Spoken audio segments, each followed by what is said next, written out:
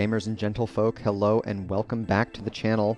I'm going to be your host, The Sound, and this evening we are taking a look at Division D East.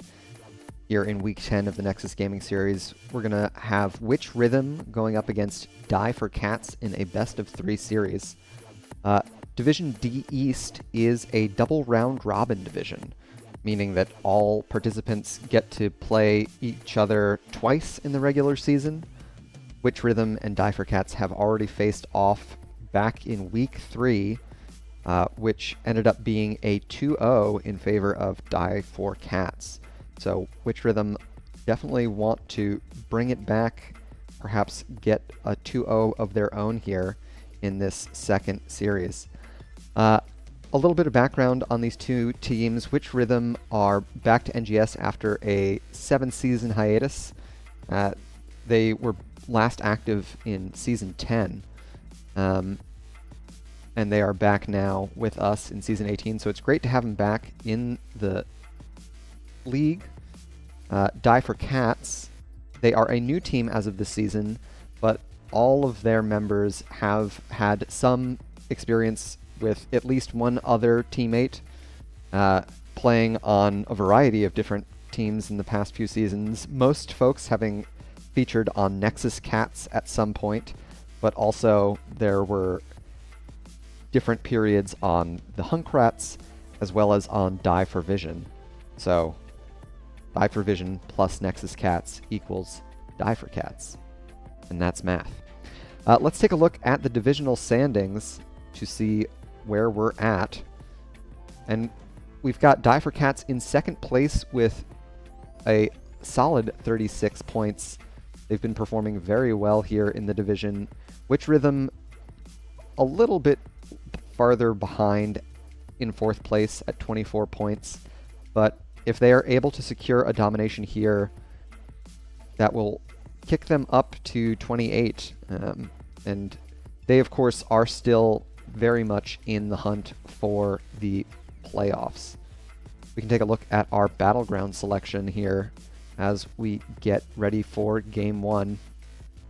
We had, once again, double round robin division. So that means that the home team, in this case Witch Rhythm, were awarded the opportunity to pick first pick or map pick rather than doing your traditional coin flip.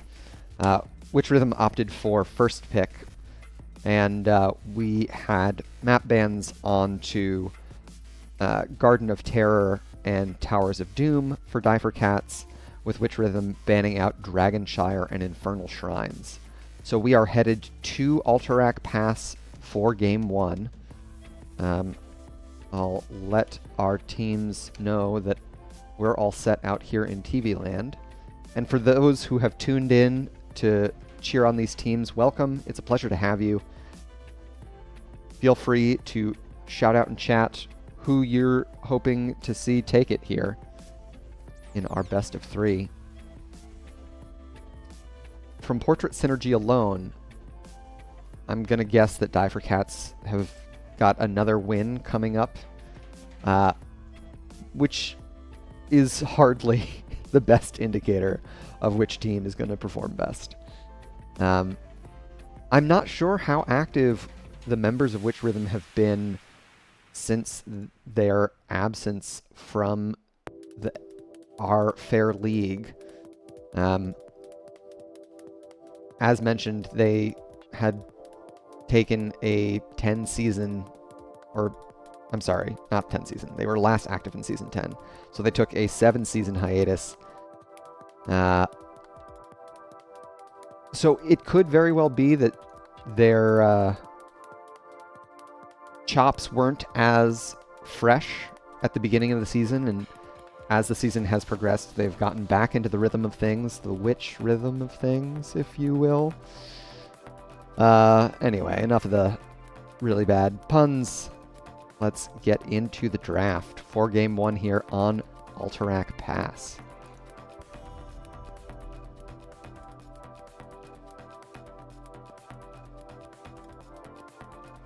I didn't have an opportunity to scout our teams. We can see Ban 1 going on to Brightwing. So I'm not sure if there are any niche pocket picks that we should be on the lookout for. And the next global ban. I like this focus on the globals here, both Volstead and Brightwing. Very solid picks for such a large battleground. There's the Hogger ban. Hogger, of course, perhaps the king of Alterac Pass, with how quickly he can take the all-important Null Camp. There's the Vala ban as well, and we are just blazing through this draft. These teams have done their scouting homework, which is good for them, and unfortunately I did not do the same thing. So first pick, we still have Johanna available. That is a frequent first pick that I see in my division, at least. Of course, Alterac Pass can have different preferences in terms of the tank slot. There's the Blaze first pick, another sturdy, solid frontliner, and until he gets nerfed, perhaps the most OP hero in the cast. And the nerfs are coming in as announced on the PTR. If you want to check out those patch notes, you can use !PTR in chat to see what the latest changes will be for our very lively and well-maintained game. Orpheus Stukov. Interesting. So, Sylvanas and Anubarak were the two heroes that I had in mind after the Hogger got banned, that are prime pickups here on this battleground. The ability to create side lane pressure with Sylv or Anubarak, and the ability to cheese objectives with the Anub can be very powerful. Looks like it's going to be Diablo and Rhaegar instead. Okay. So a very beefy front line for Witch Rhythm. Perhaps we'll see a Tychus ban coming out from them. Die for Cats only have DPS left to ban away. Perhaps they have a read on what Witch Rhythm prefer in these scenarios. We'll see the Tychus ban. Interesting to have Die for Cats ban the Tychus. I would think into the Blaze Diablo, that might be something that they were looking to pick up. Of course, there are plenty of other sources of percent damage across the cast, so they are not choked out of that option just yet. Die for Cats still need both of their frontliners. We're going to see the Johanna ban here. Alright, next two picks for Die for Cats. I believe I saw Die for Cats pick a double support comp with an Orpheus Stukov earlier this season. So they could be looking for that. With how high in the rotation they drafted the Orphea, I have to assume that it is a favorite pick for them. Oh, Stitches. Stitches is another tricky pick for Alterac. Their ability to displace a channeling enemy into their mid fort can be very punishing.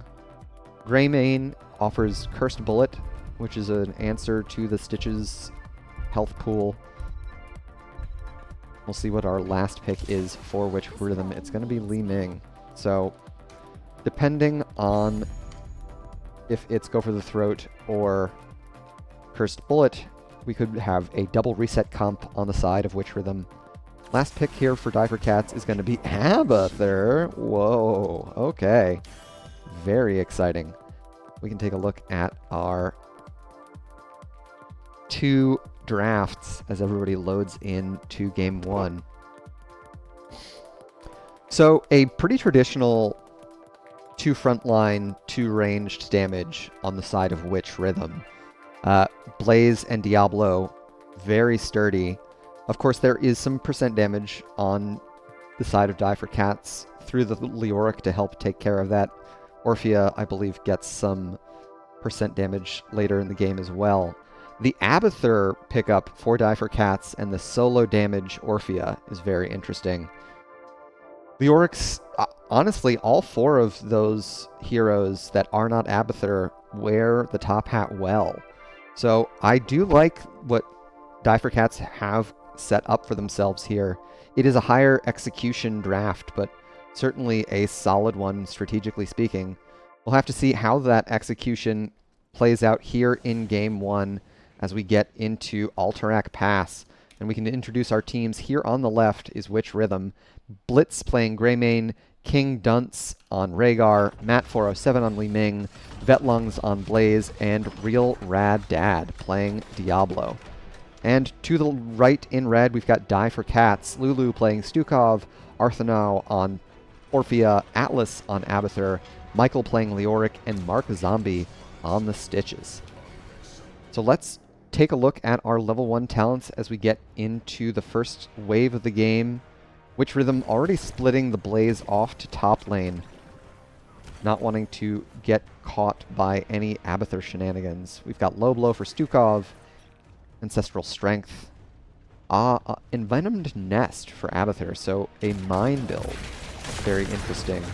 On the other side, Viciousness and Aetherwalker, both pretty standard pickups, as is Soul Shield for Diablo. First wave clear advantage in mid goes to Witch Rhythm. Up in top, we've got Vetlungs and Michael already trading a little bit. Michael will get the better of those trades early on, thanks to the percent damage offered by their W. Mark Zombie flipped over here. They're able to escape. What a great hook onto Blitz. They're going to eat a couple tower shots for their misplaced positioning. I love that Die for Cats are already onto this mercenary camp. Lulu and Arthanau working through that as quickly as possible. Blitz starting it up as well. King Dunce and Blitz probably get through this camp a little bit faster than these other two, but of course they've started much later. So the first mercenary capture will go over to Die for Cats. And that is only important insofar as they're able to get more of those camps out. And the more siege damage that you apply to the mid lane, the more opportunities it gives your team to get free channel time on the objective. Both teams neck and neck towards the second talent tier. King Dunce taking a lot of damage from these mercenaries. We've got dominance from Matt 407, not the most typical talent at level 4 for Li Ming nowadays, but a strong one nonetheless. Lulu caught by the totem. There's the flip as well. First blood going over to Witch Rhythm. Really well played from Real Rad Dad and King Dunce, chaining that CC. An excellent first pickup for them. First objective is announced here in the next 30 seconds on the top side. The mines continue with prolific dispersal. So we've got even more mines. Real Rad Dad's set up for the Shadow Charge. They get it. There's the 20 armor from the Sacrificial Soul. So Michael will take over 50% of their HP as they feel the full force of that 4-hero rotation. We've got a little bit of a mine trap set up here on the left side. So with the level 1 mine talent, there's the hook from Mark Zombie. King Dunce bites back in. They're going to apply additional pressure to the Stitches. Leoric trying to get a stall here. Michael able to avoid the jet propulsion by using the Wraith Walk. 15 seconds of channel time. There's the hook in onto Vetlungs. They're falling very low. They're in the low blow. They're going to make it out with their jet propulsion. Oh, one more auto from Arthanau will even up the takedown count. King Dunce running through all of those mines, taking that armor reduction thanks to the level 4. Arthanau able to channel Matt 407, unable to time the Arcane Orb just right. And the mid lane pressure from this camp is giving Die for Cats a lot of time on this first objective point, uncontested. Down below 10 seconds, I don't know if Witch Rhythm are going to be able to get another contest here, especially down a talent tier. They just picked up their level 7s. A huge silence puddle Arthanau's cleaning up here. One more auto onto Blitz. Michael gets the spook in. 2 more takedowns, and Real Rad Dad is getting chased down. Arthanau very slow in the mud pit. They'll make it out to safety. It is the higher execution comp, but Die for Cats are looking very comfortable on this Abathur setup. We'll see how they split for this first objective phase.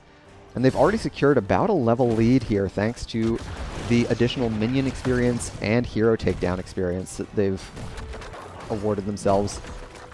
That, of course, is largely thanks to the side soak that Abathur has been able to provide, in addition to the added takedown pressure that the top hat brings. Arthanau peppering down Vetlungs here a bit. Checking in on mid lane. Not too much damage before this wave and Ryder get cleared up. Top lane has taken most of the fort's HP. Michael still pushing pretty freely here in the bot lane. Most of Witch Rhythm rotated up to the top side, leaving King Dunce alone to work against this push. And it's a massive wave. Die for Cats having just now secured their heroic talent here as well. We've got Flailing Swipes, Eternal Feast, Evolution, Ultimate Evolution, Entomb, and Gorge from Mark Zombie on the Stitches. So there's a lot of experience for the rest of Witch Rhythm to make up here. Luckily, they'll have pretty healthy waves coming their way. Mark Zombie gets the hook and Gorge onto Real Rad Dad. They're going to shove him right into this corner. Oh no, the Entomb shoves Real Rad Dad out of the corner. A little bit of awkward terrain interaction. Looks like they're going to get it out alive. Atlas spawning the clone, and they'll get the takedown onto Matt. They're chasing further onto Real Rad Dad, and there's going to be another takedown. That's the Black Soulstone quest reset. So Real Rad Dad coming back a lot weaker than before. Witch Rhythm still have a bit of experience to make up before they secure the heroic talent here of their own. And the experience gulf continues to grow, both on the hero experience front and the minion experience front. We've got another massive mine trap set up here by Atlas on the Abathur.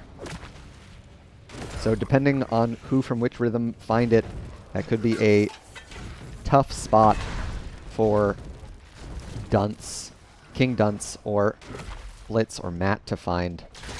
Michael, looks like they're the targets. A 5-hero collapse here from Witch Rhythm. They still have their Wraith Walk, so they'll get out without too much trouble. We've got Heroics on the side. Oh, Real Rad Dad, there's the hook into all the mines, and they're going to fall once again, this time without the benefit of their Black Soulstone. And of course, when they went down the first time, it was before level 10, so they're down below 25 souls. It's going to take a while until they're back on the battlefield. Another camp through mid lane. Michael, Lulu, and Mark Zombie trying to put pressure here on this bot fort while Arthanau threatens the channel here on the top side. Mark Zombie almost connecting with the hook there. Here is the level 13 just around the corner. Michael eats a lot of damage. There's the Entomb onto Vetlungs, followed up by the Feast. Blitz in amongst Lulu, and there are the swipes to get them out. Real Rad Dad falling low. Here comes the clone in from Atlas as well. King Dunce still very healthy.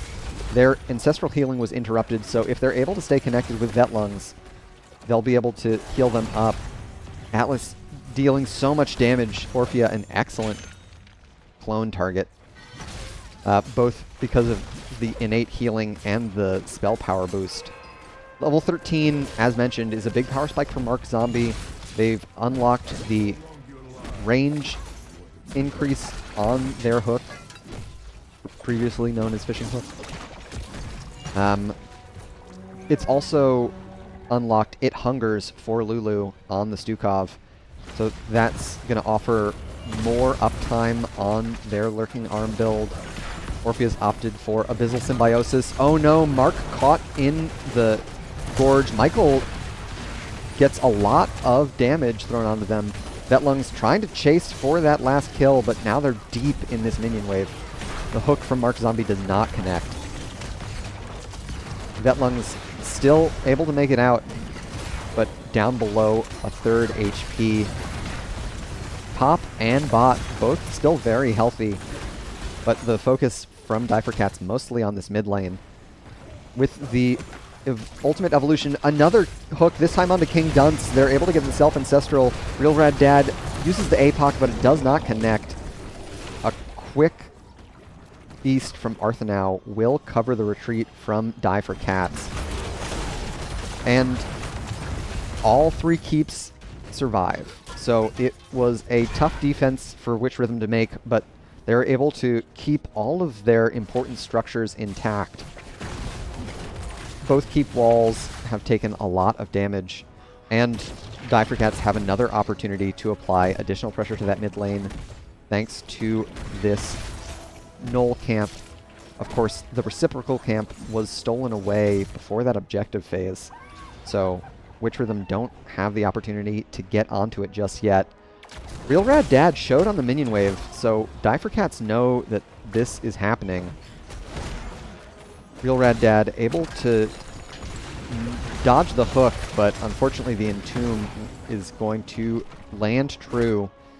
With just 55 souls in the Black Soulstone, they are still going to have a full respawn timer, which is going to give Difercats the opportunity. Oh my gosh! Atlas gets the mine kill. Oh, the cheeky mine trap paid off in the end for Abathur. Difercats a full 2-level lead, almost 3 levels now, and a talent tier ahead. They are definitely commanding this battleground that they opted for.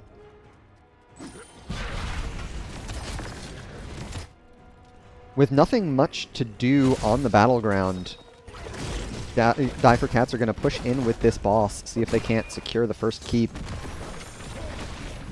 I didn't call it out when it happened. Oh my god, another Entomb! This time onto Blitz. They're able to Dark Flight their way to safety this time.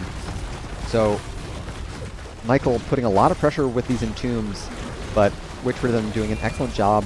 Atlas fighting really far in here with the ultimate evolution.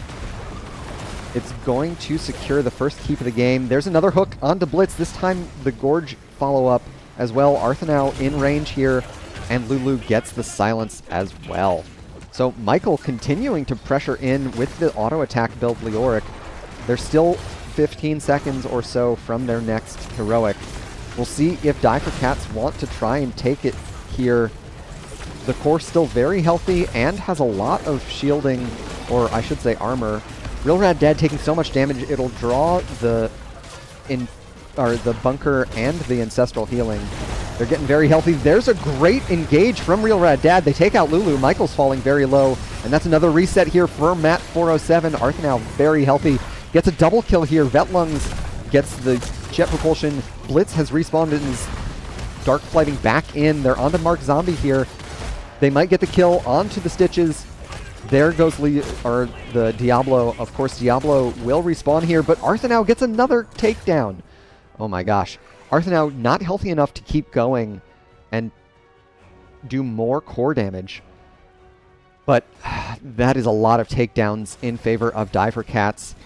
They're inches away from the next talent tier, and they've got a massive wave here in mid lane.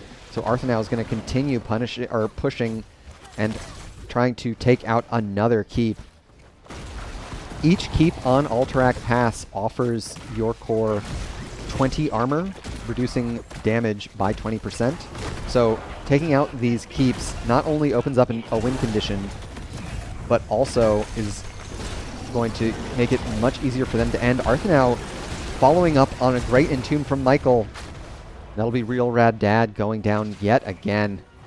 A full 45 seconds on their respawn timer here. Arthanau pressuring the bot lane with Stitches still walking back from core. They're perhaps trying to stall a little bit here. Michael and Arthanau making the rotation down to the final keep of the game. Mark Zombie fishes for another takedown, unfortunately unable to connect with the hook. And Witch Rhythm have stabilized, though in a very shaky position here. Diablo will be back on the battleground in the next 2 seconds. So we'll see if they're able to stave off this push from Die for Cats.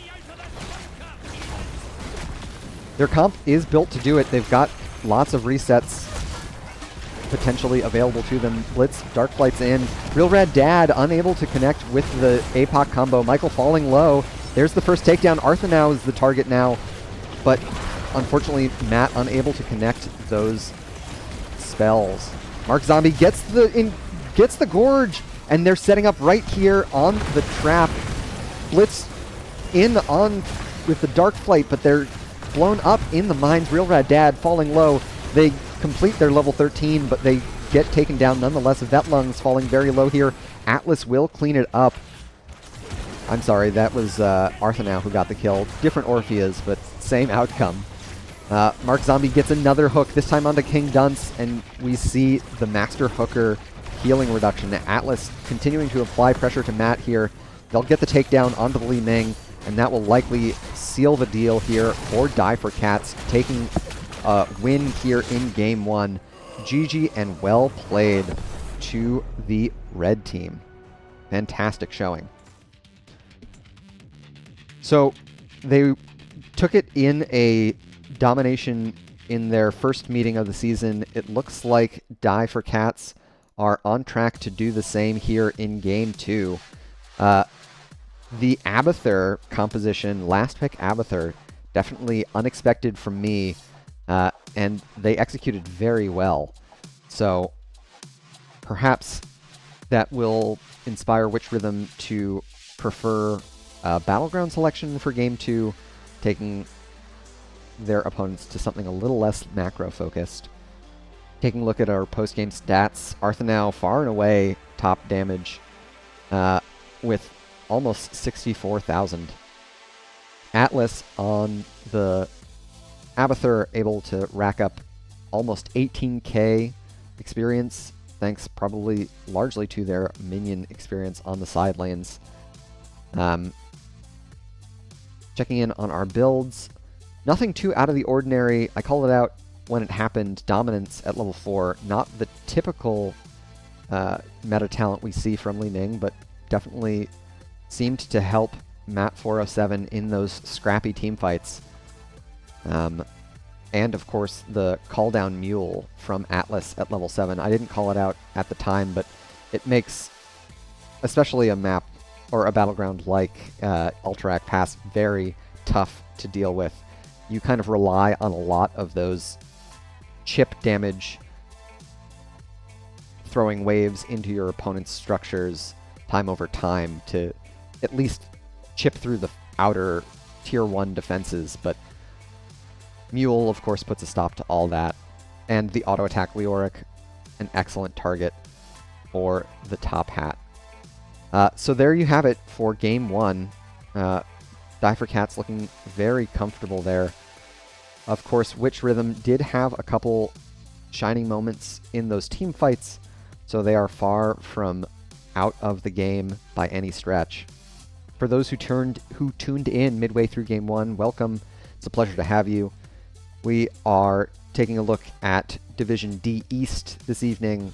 It is a best of 3 between Witch Rhythm and Die for Cats. This is their second meeting in the season, as D East is a double round robin division. In their first matchup, Witch Rhythm was unable to get a game win. So Die for Cats gonna try and secure another domination, which I believe would vault them into first place in the standings. Yeah, they would narrowly edge out LTK No Time to Die if they're able to get the 4 points from the 2-0. Of course, Witch Rhythm still pretty comfortably in the playoff hunt here, which is fantastic given that they took 7 seasons off. What else can we say about Game 1? The wave clear advantage, I think, was also something that made it a little bit easier for Die for Cats to get around the battleground. With an Abathur composition, as much as possible, the team wants to group up to apply pressure somewhere while Abathur can get side lane value, soak up minions, get some structure damage with their trait beetles pushing locusts. They're called locusts. And when you have that core group of 4 heroes, you want them to punch hard, and the Orphea, Leoric, Stukov combo certainly does that, quite literally in the case of Stukov. It's got that big meaty arm, you know? So we'll see where we're going to end up for our second game of the series, and if Witch Rhythm opt for Battleground selection in Game 2. I think it could make sense. As said, the large span of the Alterac Pass map helps the Abathur comp. And it looks like they have indeed, Witch Rhythm have indeed opted for Battleground selection here for Game 2.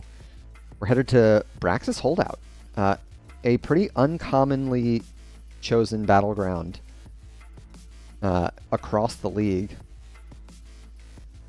So it's going to be exciting to see how our two teams rotate around.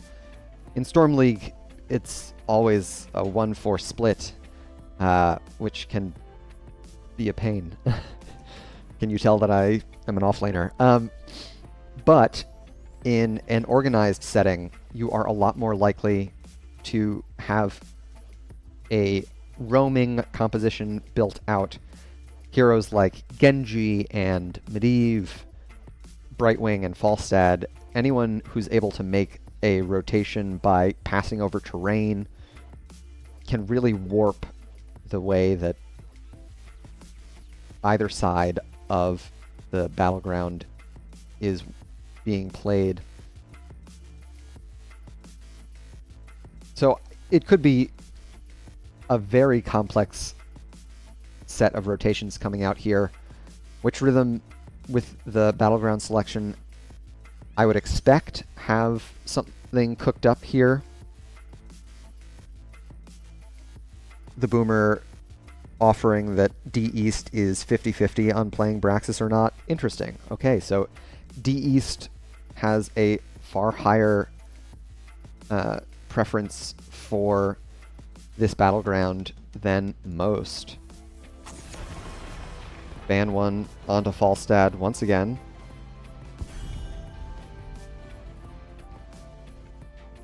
So not only strong on the battleground, perhaps a bit of a comfort pick for Witch Rhythm. There's the Brightwing once again. And a Gul'dan ban. This one definitely more of a battleground specific. The wave clear that Gul'dan offers. There's another Hogger ban. Okay. So I take it that Die for Cats are very comfortable on the Knoll. And there's the first pick, Vala.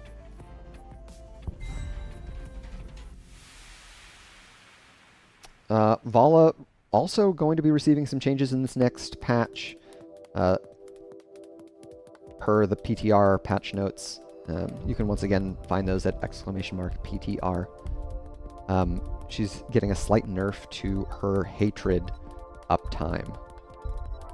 Next two picks here for Witch Rhythm, Blazed Stukov. Alright, so stealing away the Admiral from Lulu. They looked very strong on the hero. And also a double Terran battleground power-up for Witch Rhythm here on this StarCraft map. We'll see what the next two picks are for Die for Cats. They're going to pick up their healer. I'd expect to see a tank Instead, we've got Chromie for Atlas. So no Abathur composition this time round, likely. An offlane Abathur is challenging to do on Braxis. And solo support Abathur not really viable anymore. But of course, Cats haven't selected either their offlane or their main tank. You're going to see the Johanna ban. So Witch Rhythm sticking to their guns on the bans. We'll see how Cats respond. There's going to be the Genji ban. So that's one of those heroes that we called out before the draft got started. Their ability to cross terrain means they offer a lot of gank pressure onto the offlane. Next two picks here for Witch Rhythm. I'd expect at least one of the damage taken here, as well as a second frontliner. Okay, Kel'Thuzad, we should all obey the call. Paired with the Diablo. The Archlich, not someone who I'm accustomed to seeing. Perhaps Matt has them as a pocket pick. Braxis has a lot of brawling on it, so it could be the exact thing that Witch Rhythm need to get the Kel'Thuzad stacked. And there's Anubarak, Leoric. Leoric, an excellent grab for Cats. Definitely having a favorable matchup into Blaze. We saw that in Game 1. It's no difference here in Game 2. We'll see what Vetlungs picks up for our final hero. An auto attacker, perhaps a Tychus, would be pretty solid into the Anubarak. It's going to be Junkrat instead. Alrighty. So let's see. Let's take a look at these drafts as our teams load into Game 2.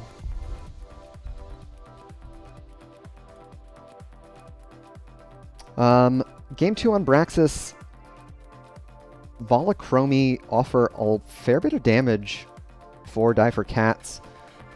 They've also got a lot of vision tools with their beetles and time traps.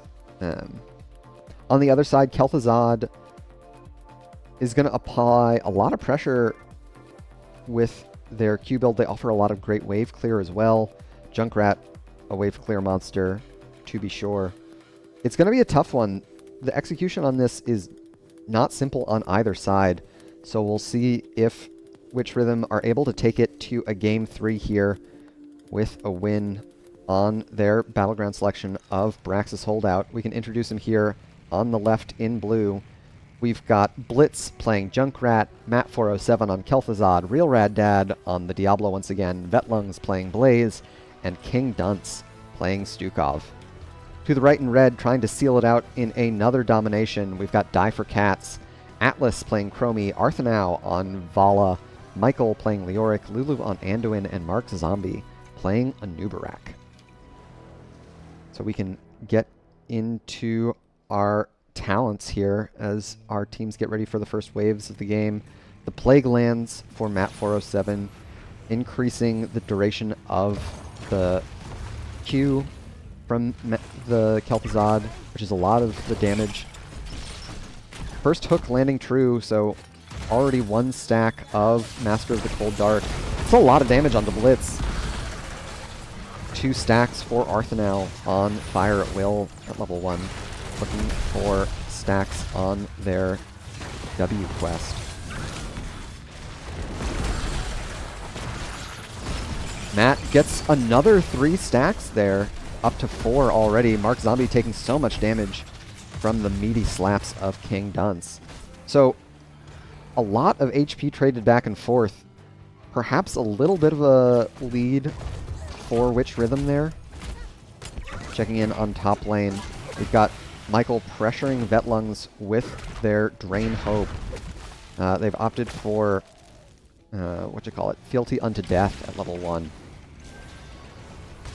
which is a real bummer if you're a real rad dad caught in the time trap, but Mark Zombie already burrow charged in. They're going to make it out alive. Witch Rhythm, having picked up this siege camp, it's going to really help them apply pressure here on the bot point. Mark Zombie able to steal away the first couple of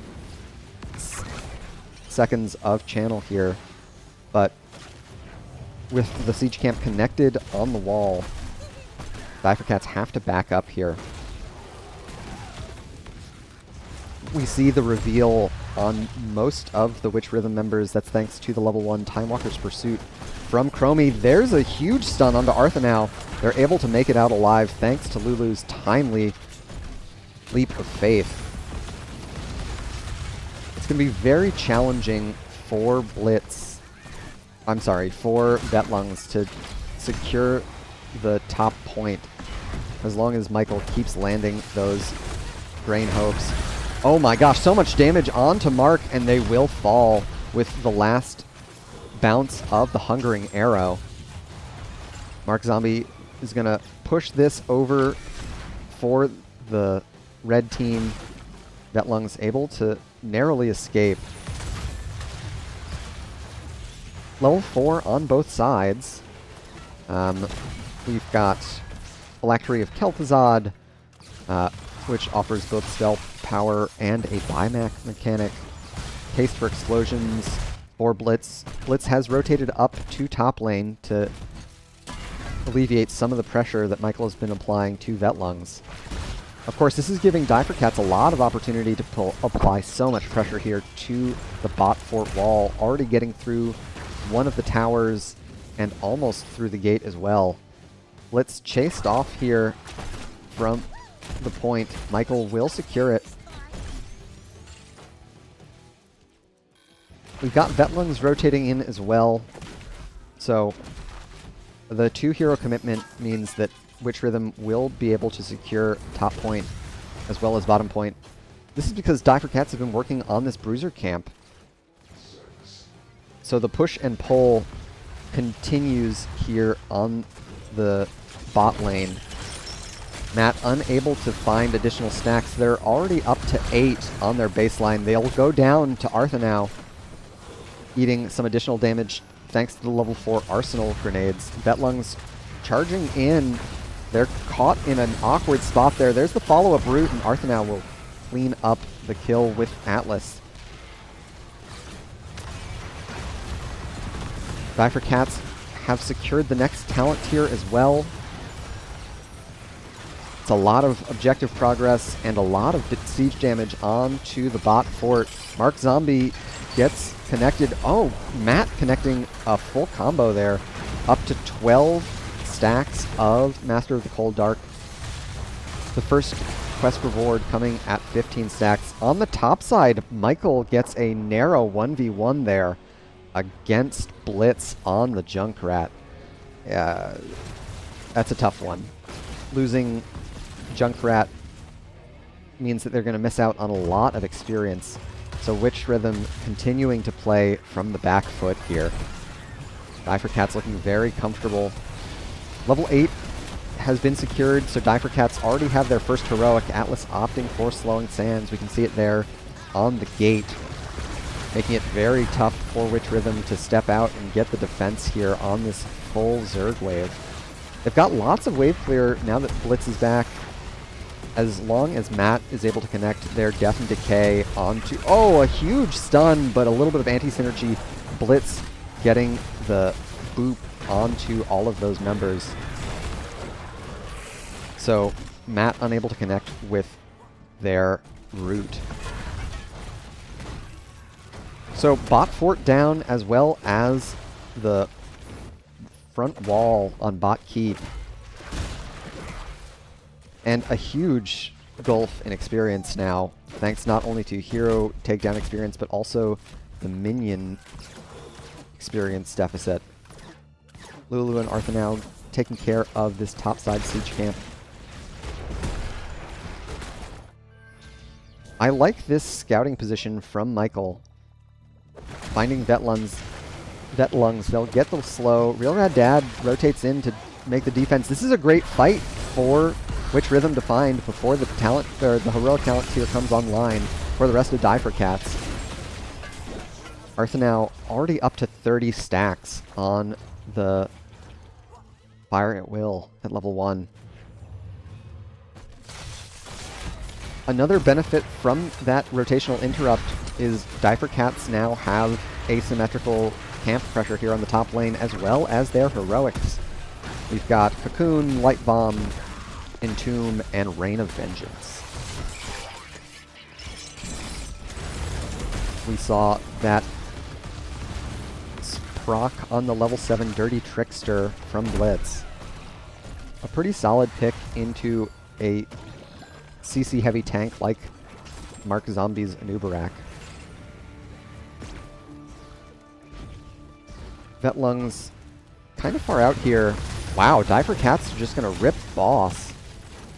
I would love to see which rhythm contest them on this. They're down heroics, but they're also not going to get an opportunity to stop this boss.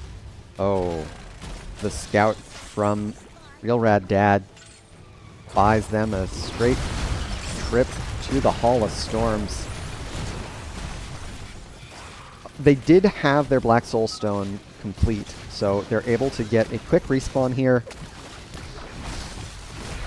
Chromie already up to their next talent tier. They've opted for Time Out at level 11. So, the longest. Bar none, the longest. Oh, there's the... Light Bomb does not connect. Just a little bit of mistiming between Lulu and Mark Zombie. Boss is still very healthy at about 50% HP after having gotten through this top fort. And there's objective progress going over to Die for Cats. Matt able to connect with Lulu. They're up to 19 stacks on Master of the Cold Dark. Blitz caught by the double stun here. They're able to make it out alive, but I don't know if Real Rad Dad can say the same. A great set of spells from Matt connect onto the members of Die for Cats. Vetlungs caught in the Entomb here. They may go down. They stun in one last time as the heroics unlock. Mark Zombie falling low. They'll draw the fort aggro and go down, trading offlaner for main tank. All the while, however, we've had the objective channeled in favor of Die for Cats. They've got a 2-level, almost 3-level lead here, just around the corner from the next talent tier. And this full Zerg wave is headed for a weakened top lane. If they're able to secure additional takedowns, Die for Cats could look to end the game here.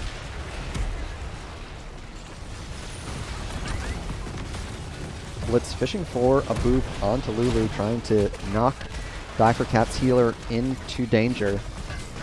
Matt unable to find a connection on the chains there, as well as on the Death and Decay.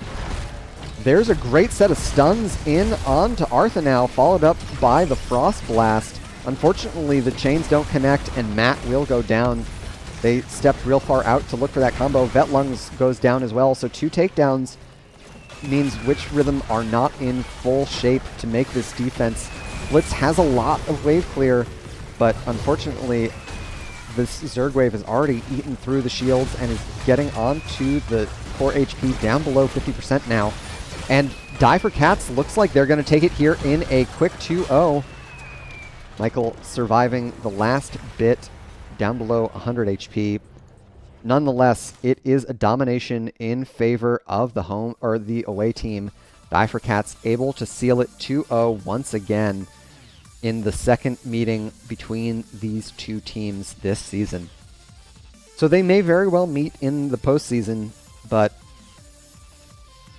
if they do, which of them are going to have to cook up a little bit extra if they want to take it to Die for Cats, our now first place team here in Division D East. Blitz able to rack up top hero damage for Witch Rhythm. Atlas top of the lobby, however, with almost 30k there. Of course, we had a pretty big experience disparity between the off lane. We saw that thanks to Vetlung's kind of trading with Blitz halfway through.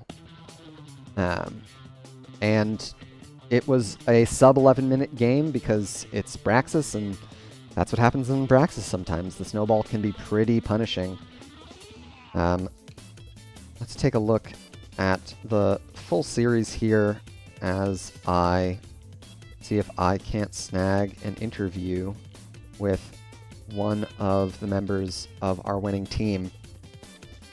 Both convincing wins, quite frankly.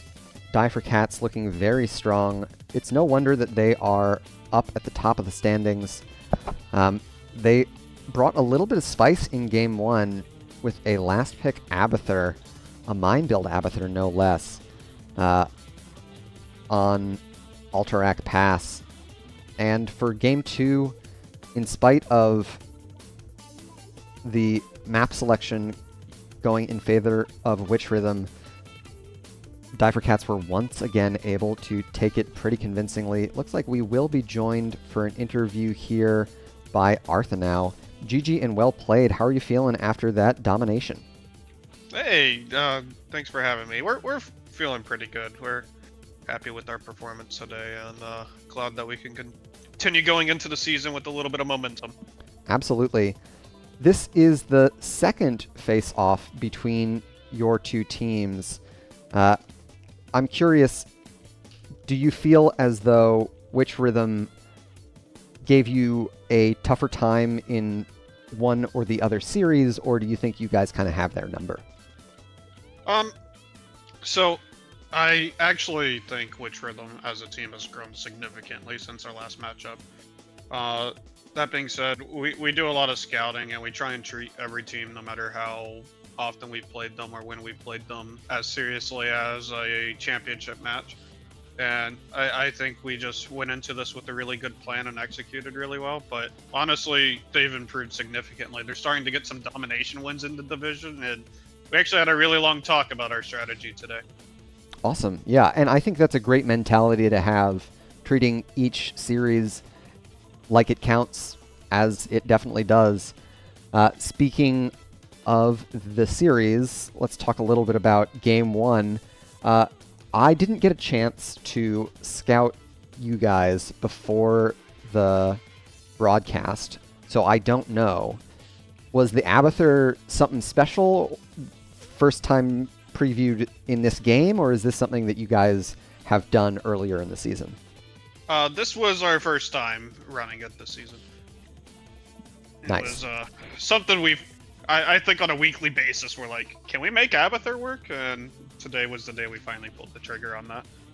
Well, if that's what it looks like when you're wondering if it works, I'm a little scared to see what it looks like when you know it'll work. It was a very convincing showing, and the pairing of the heroes with the Abathur I thought was really smart. I think a lot of people don't remember how good a clone target Orphea is. And I've got to say, Atlas looked very comfortable on the hero. Is that something that you both have experience on, or is that something that like Atlas was like, oh yeah, I can probably make that work? You both look really strong on it. Well, so let me tell you a little bit about Atlas. I don't think there's a hero Atlas doesn't play. Actually, on a weekly basis, he spins a wheel, and we try and make that hero work for him.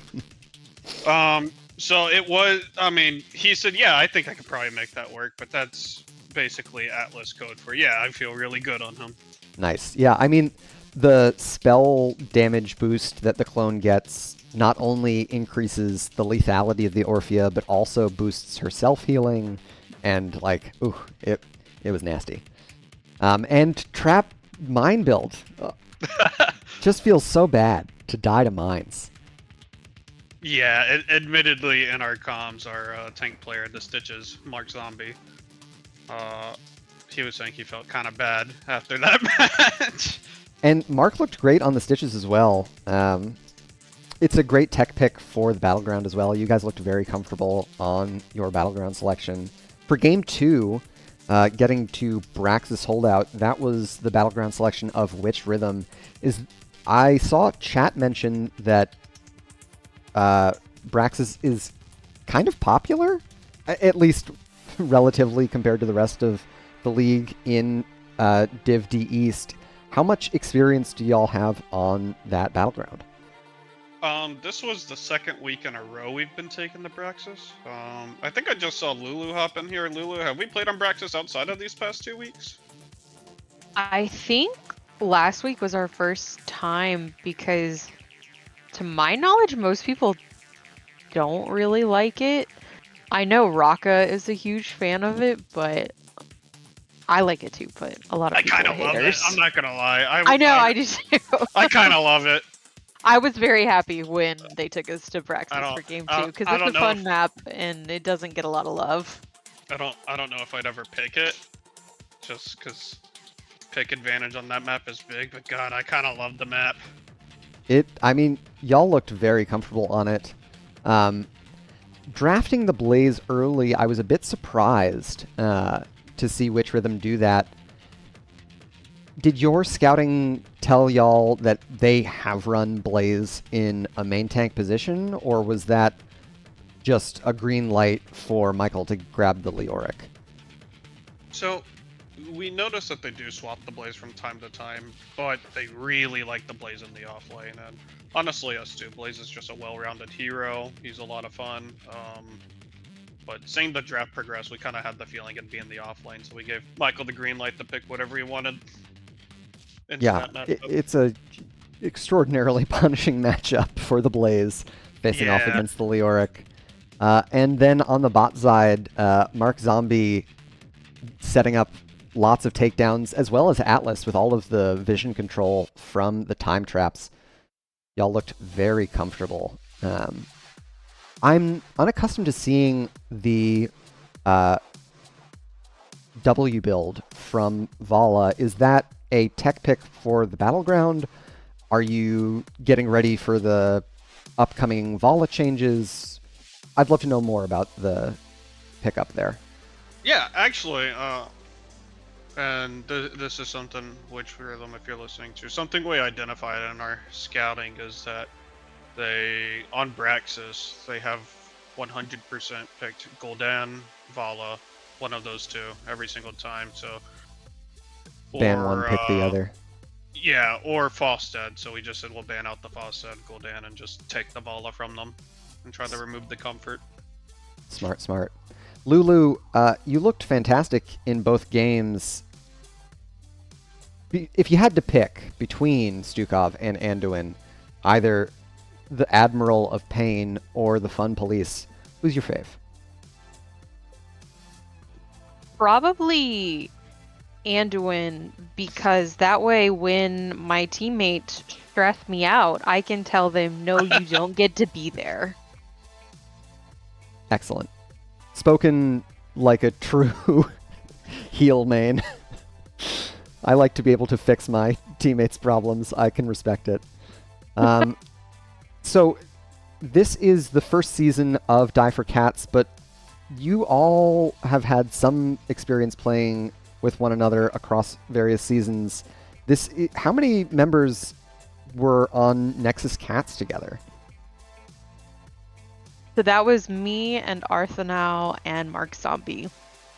And Nexus Cats has been together off and on since season 5. All right, so lots of synergy there.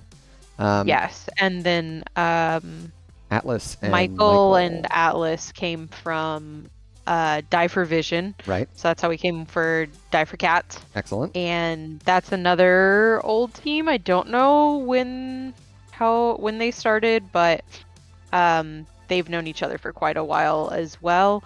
And Atlas and I think Mark's brother played on a team together at one point. And so they've known each other for a while. And so it just worked out together that we came together in the off season and it's meshed really well.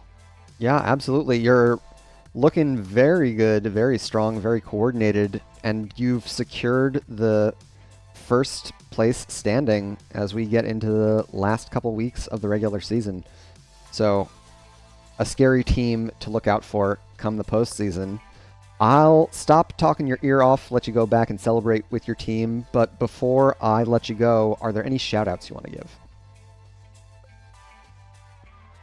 Yeah, shout out to you for casting as always. Love getting to rewatch the cast when my downtime tomorrow. And shout out to my team. It's been a lot of fun, guys. I've really enjoyed playing with you guys this season. Yeah, it's been a really great time. We literally did not get to play together as a 5-stack before the rosters locked before the season started. So it's just been a blast getting to play together. And thank you for picking up the cast. And thanks to Witch Rhythm, it was a great set of games. And yeah. Awesome. Well, have a great rest of your evening. Thanks so much for the interview, y'all. Thank you. All right, take care.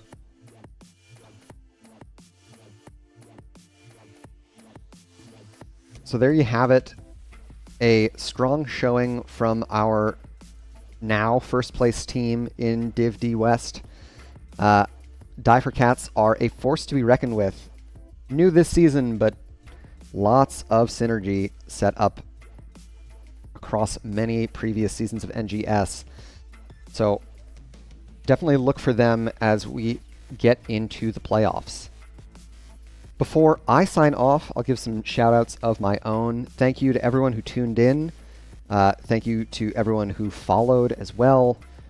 Your support of the stream is much appreciated, and I know that all of the teams always appreciate seeing folks cheer them on when they go back and watch the VODs. So that community environment wouldn't be possible without all of you viewers. So thank you. I also would love to thank the NGS staff. They're all volunteers. They make it possible for all of us to gather together and play our perhaps favorite game. So thank you to them for all their efforts. And last but not least, a huge thank you to all of the artists, programmers, and musicians whose work I feature here on the stream. It wouldn't look or sound anywhere near as good without their contributions. You can find links to all of their work below. I've also got a credit roll coming up here after I sign off. So please do go check out their work. It's all Creative Commons licensed, so if you like it, it could be in your next project as well. Until next time, good luck and have fun out there. Peace and love.